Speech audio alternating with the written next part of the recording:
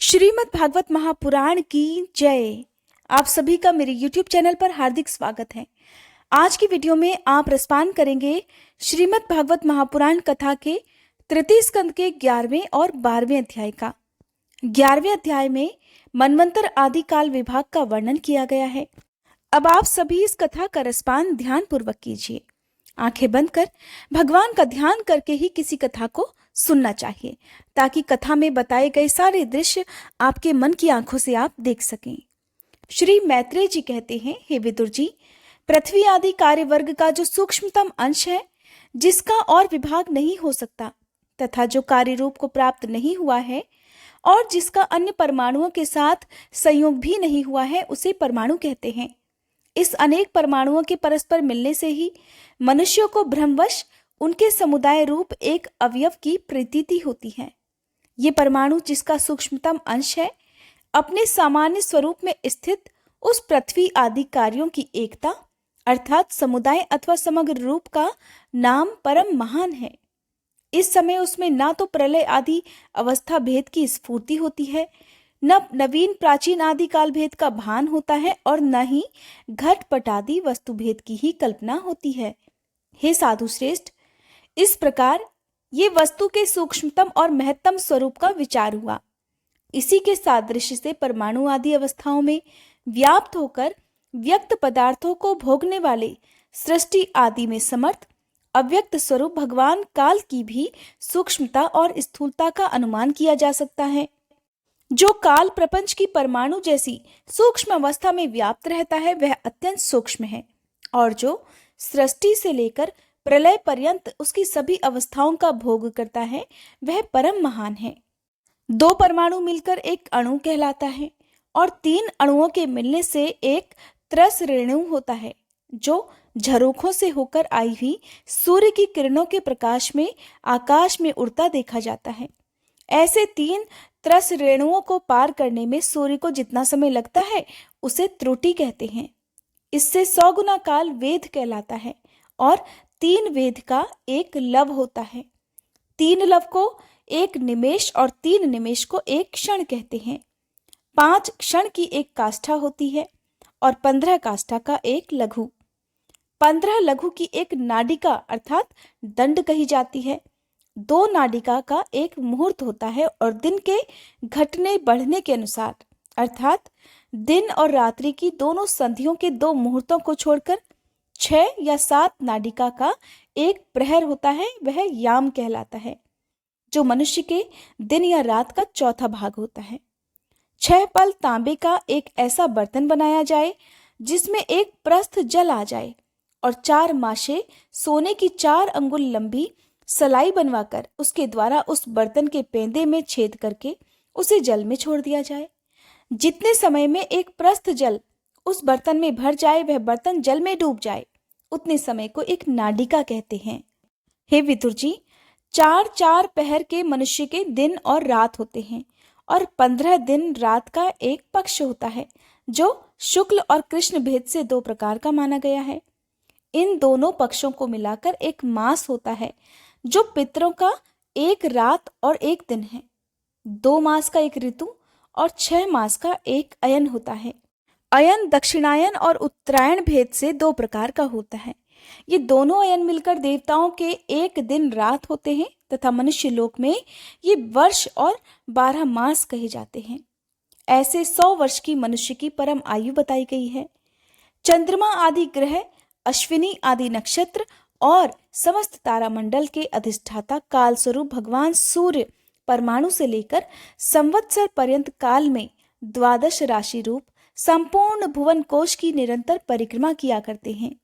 सूर्य, बृहस्पति, सवन, चंद्रमा और नक्षत्र संबंधी महीनों के भेद से ये वर्ष ही संवत्सर, परिवत्सर, इडावत्सर, अनुवत्सर और वत्सर कहा जाता है। हे विदुर जी, इन 5 प्रकार के वर्षों की प्रवृत्ति करने वाले भगवान सूर्य की तुम उपहार आदि समर्पित करके पूजा करो। ये सूर्यदेव पंचभूतों में से तेज स्वरूप है और अपनी काल शक्ति से बीज आदि पदार्थों की अंकुर उत्पन्न करने की शक्ति को अनेक प्रकार से कार्योन्मुख करते हैं। ये पुरुषों की मोह निवृत्ति के लिए उनकी आयु का क्षय करते हुए आकाश में विचरते हैं और ये ही सकाम पुरुषों को यज्ञ आदि कर्मों से प्राप्त होने वाले स्वर्ग आदि मंगलमय फलों का भी विस्तार करते हैं। विदुर जी कहने लगे, हे मुनिवर, आपने देवता, पितर और मनुष्यों की परमायु का वर्णन तो किया। अब जो सनकादि ज्ञानी मुनिजन त्रिलोकी से बाहर कल्प से भी अधिक काल तक रहने वाले हैं, उनकी भी आयु का वर्णन कीजिए। आप भगवान काल की गति भलीभांति जानते हैं, क्योंकि ज्ञानी लोग अपनी योग सिद्ध दिव्य दृष्टि से सारे संसार को देख लेते हैं। मैत्रेय जी कहने लगे, हे विदुर जी, सतयुग, त्रेता, द्वापर और कली, ये 4 युग अपनी संध्या और संध्यांशों के सहित देवताओं के 12 सहस्त्र वर्ष तक रहते हैं, ऐसा बतलाया गया है। इन सत्यादि चारों युगों में क्रमशः 4, 3, 2 और 1 सहस्त्र दिव्य वर्ष होते हैं, और प्रत्येक में जितने सहस्त्र वर्ष होते हैं उससे 2 गुने 100 वर्ष उनकी संध्या और संध्यांशों में होते हैं। युग की आदि में संध्या होती है और अंत में संध्यांश। इनकी वर्ष गणना सैकड़ों की संख्या में बतलाई गई है। इनके बीच का जो काल होता है उसी को काल वेत्ताओं ने युग कहा है। प्रत्येक युग में एक एक विशेष धर्म का विधान पाया जाता है। सतयुग के मनुष्यों में धर्म अपने चारों चरणों से रहता है, और फिर अन्य युगों में अधर्म की वृद्धि होने से उसका एक एक चरण क्षीण होता जाता है। प्यारे विदुर जी, त्रिलोकी से बाहर महलोक से ब्रह्मलोक पर्यंत यहाँ की 1 सहस्त्र चतुर्युगी का एक दिन होता है, और इतनी ही बड़ी रात्रि होती है जिसमें जगतकर्ता ब्रह्मा जी शयन करते हैं। उस रात्रि का अंत होने पर इस लोक का कल्प आरंभ होता है। उसका क्रम जब तक ब्रह्मा जी का दिन रहता है तब तक चलता है। उस कल्प में 14 मनु हो जाते हैं। प्रत्येक मनु 71 चतुर्युगी से कुछ अधिक काल तक अपना अधिकार भोगता है। प्रत्येक मनवंतर में भिन्न भिन्न मनवंशी राजा लोग, सप्तऋषि, देवगण, इंद्र और उनके अनुयायी गंधर्वादी साथ ही साथ अपना अधिकार भोगते हैं। ये ब्रह्मा जी की प्रतिदिन की सृष्टि है जिसमें तीनों लोकों की रचना होती है। उसमें अपने अपने कर्मानुसार पशु, पक्षी, मनुष्य, पितर और देवताओं की उत्पत्ति होती है। इन मनवंतरों में भगवान सत्वगुण का आश्रय लेकर अपनी मनु आदि मूर्तियों के द्वारा पौरुष प्रकट करते हुए इस विश्व का पालन करते हैं। काल क्रम से जब ब्रह्मा जी का दिन बीत जाता है तब वे तमोगुण के संपर्क को स्वीकार कर अपने सृष्टि रचना रूप पौरुष को स्थगित करके निश्चेष्ट भाव से स्थित हो जाते हैं। उस समय सारा विश्व उन्हीं में लीन हो जाता है। जब सूर्य और चंद्रमा आदि से रहित वह प्रलय रात्रि आती है तब वे भू, भुवः, स्वः तीनों लोक उन्हीं ब्रह्मा जी के शरीर में छिप जाते हैं। उस अवसर पर तीनों लोक शेष जी के मुख से निकली हुई अग्निरूप भगवान की शक्ति से जलने लगते हैं। इसीलिए उसके ताप से व्याकुल होकर भृगु आदि मुनीश्वरगण महलोक से जनलोक को चले जाते हैं। इतने में ही 7 समुद्र प्रलय काल के प्रचंड पवन से उमड़कर अपनी उछलती हुई उत्ताल तरंगों से त्रिलोकी को डुबो देते हैं। तब उस जल के भीतर भगवान शेषशायी योग निद्रा से नेत्र मूंद कर शयन करते हैं। उस समय जल लोक निवासी मुनिगण उनकी स्तुति किया करते हैं। इस प्रकार काल की गति से एक एक सहस्त्र चतुर्युग के रूप में प्रतीत होने वाले दिन रात के हेरफेर से ब्रह्मा जी की 100 वर्ष की परमायु भी बीती हुई सी दिखाई देती है। ब्रह्मा जी की आयु के आधे भाग को परार्ध कहते हैं। अब तक पहला परार्ध तो बीत चुका है, दूसरा चल रहा है। पूर्व परार्ध के आरंभ में ब्रह्मा नामक महान कल्प हुआ करता था। उसी में ब्रह्मा जी की उत्पत्ति हुई थी। पंडित जन इन्हें शब्द ब्रह्म कहते हैं। उसी परार्ध के अंत में जो कल्प हुआ था उसे पाद्म कल्प कहते हैं। इसमें भगवान के नाभि सरोवर से सर्वलोक में कमल प्रकट हुआ था। हे विदुर जी, इस समय जो कल्प चल रहा है वह दूसरे परार्ध का आरंभक बतलाया जाता है। ये वराह कल्प नाम से विख्यात है। इसमें भगवान ने सूकर रूप धारण किया था। ये 2 परार्ध काल अव्यक्त, अनंत, अनादि, विश्वात्मा, श्री हरि का एक निवेश माना जाता है। ये परमाणु से लेकर द्विपरार्ध पर्यंत फैला हुआ काल सर्वसमर्थ होने पर भी सर्वात्मा श्री हरि पर किसी प्रकार की प्रभुता नहीं रखता। ये तो देहादि में अभिमान रखने वाले जीवों का ही शासन करने में समर्थ है। प्रकृति, महतत्व, अहंकार और पंच तन्मात्र, इन 8 प्रकृतियों के सहित 10 इंद्रियां, मन और पंचभूत, इन 16 विकारों से मिलकर बना हुआ ये ब्रह्मांड कोश भीतर से 50 करोड़ योजन विस्तार वाला है और इसके बाहर चारों ओर उत्तरोत्तर 10-10 गुने 7 आवरण हैं। उन सब के सहित ये जिसमें परमाणु के समान पड़ा हुआ दिखाई देता है और जिसमें ऐसी करोड़ों ब्रह्मांड राशियां हैं, वह इन प्रधान आदि समस्त कारणों का कारण अक्षर ब्रह्म कहलाता है और यही पुराण पुरुष परमात्मा श्री भगवान विष्णु का श्रेष्ठ धाम अर्थात स्वरूप है। हरे कृष्णा। तृतीय स्कंद का 11वां अध्याय समाप्त हुआ। अब रसपान कीजिए 12वें अध्याय का, जिसमें सृष्टि के विस्तार का वर्णन किया गया है। श्री मैत्रेय जी ने कहा, हे विदुर जी, यहाँ तक मैंने आपको भगवान की कालरूप महिमा सुनाई। अब जिस प्रकार श्री ब्रह्मा जी ने जगत की रचना की वह भी सुनिए। सबसे पहले उन्होंने अज्ञान की 5 वृत्तियां तम, मोह, महामोह, तामिश्र और अंधतामिश्र इनकी रचना की, किंतु इस अत्यंत पापमयी सृष्टि को देखकर उन्हें बिल्कुल भी प्रसन्नता नहीं हुई। तब उन्होंने अपने मन को भगवान के ध्यान से पवित्र कर उससे दूसरी सृष्टि की रचना की। इस बार श्री ब्रह्मा जी ने सनक, सनंदन, सनातन और सनत कुमार ये 4 निवृत्ति परायण उद्भरता मुनि उत्पन्न किए। अपने इन पुत्रों से श्री ब्रह्मा जी ने कहा, हे पुत्रों, तुम लोग सृष्टि उत्पन्न करो।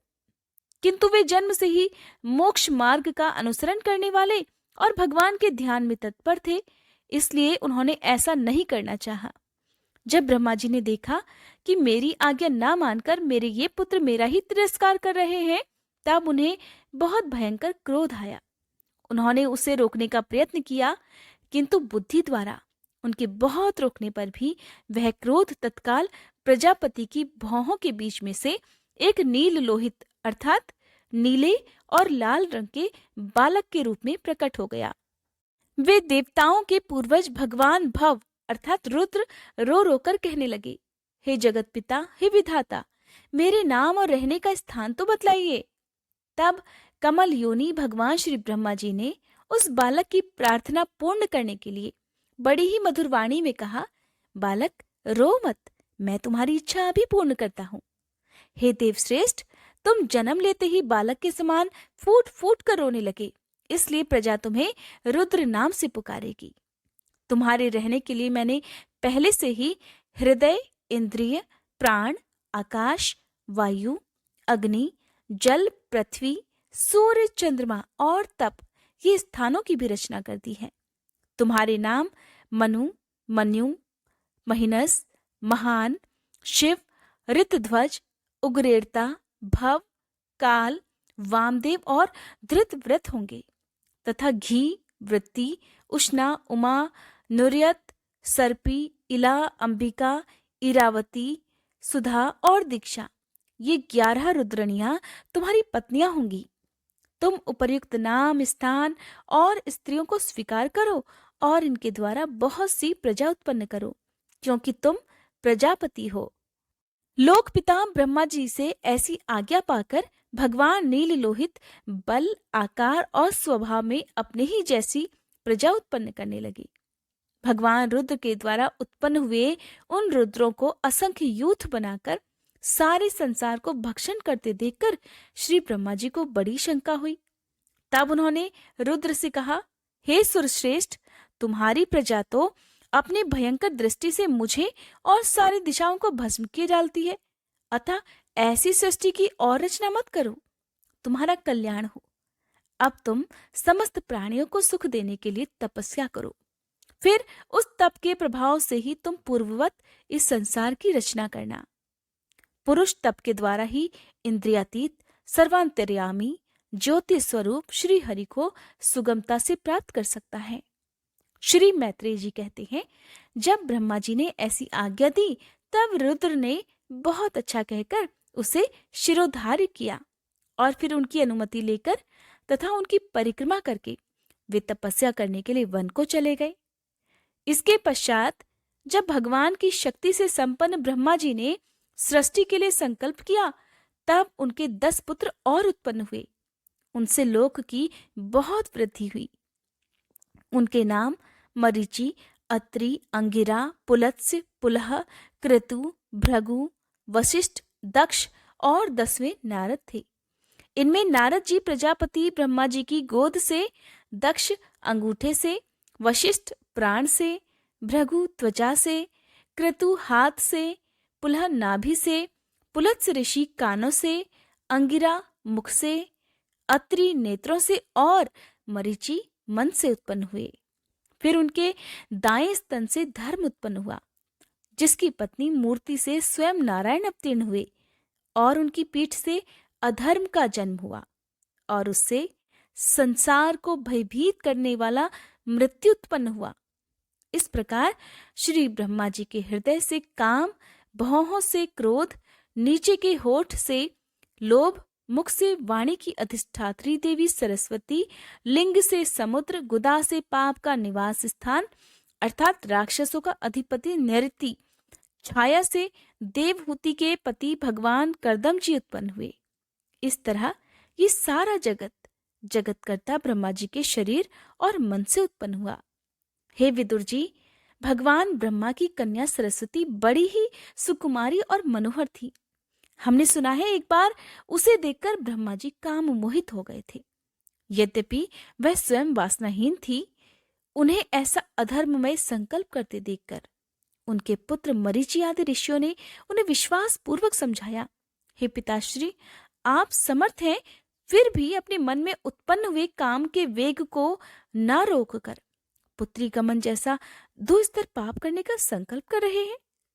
ऐसा तो आपसे पूर्ववर्ती किसी भी ब्रह्मा ने नहीं किया और न ही आगे कोई करेगा।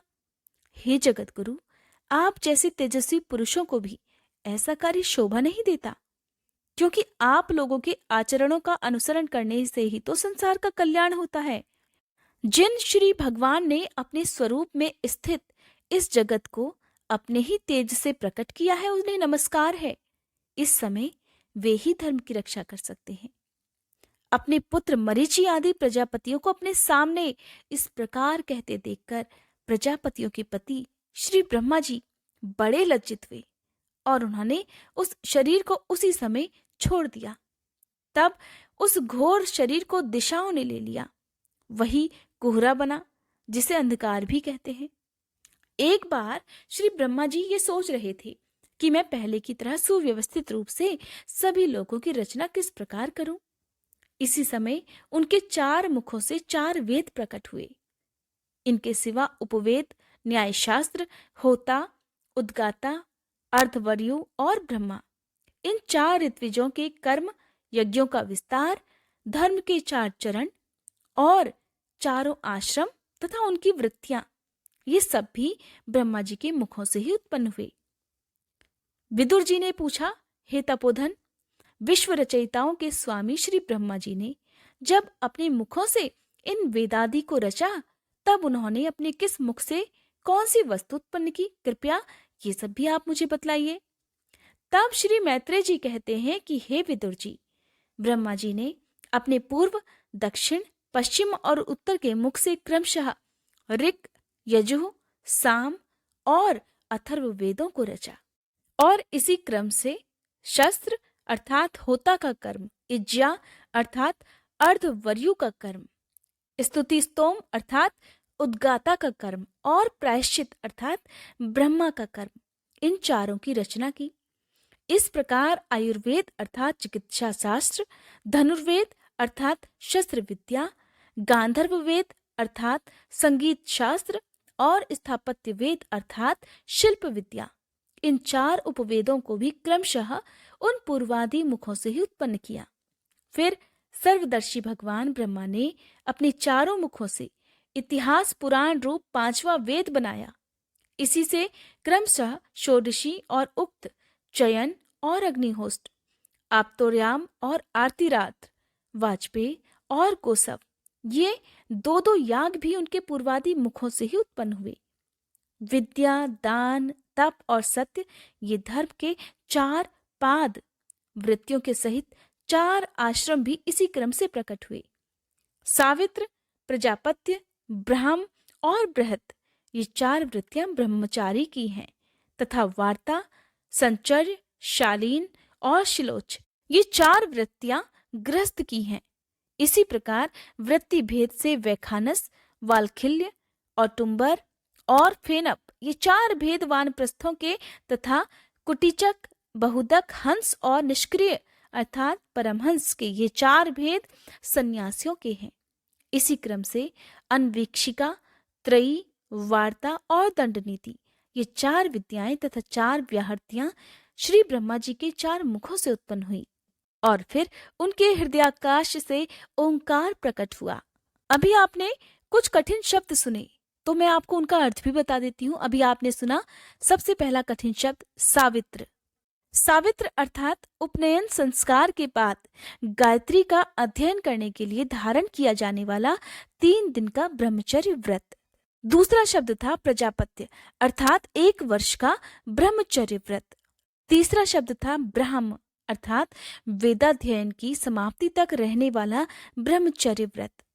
चौथा शब्द था वृहत अर्थात आयु पर्यंत रहने वाला ब्रह्मचर्य व्रत, जो कि भीष्म पितामह ने धारण किया था। एक और कठिन शब्द था शिलोच अर्थात जब खेत कट जाते हैं, जो फसलें होती हैं वो कट जाती हैं, तो जो धरती पर अनाज के गिरे हुए दाने होते हैं, तो उन्हें बीन कर उन्हीं दानों से अपना निर्वाह करना।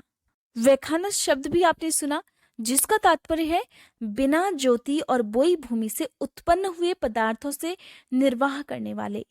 एक और शब्द आपने सुना था वालखिल्य अर्थात जब नया अन्न प्राप्त होता है तो पहले पुराने अन्न का दान कर देने वाले को वालखिल्य कहा जाता है।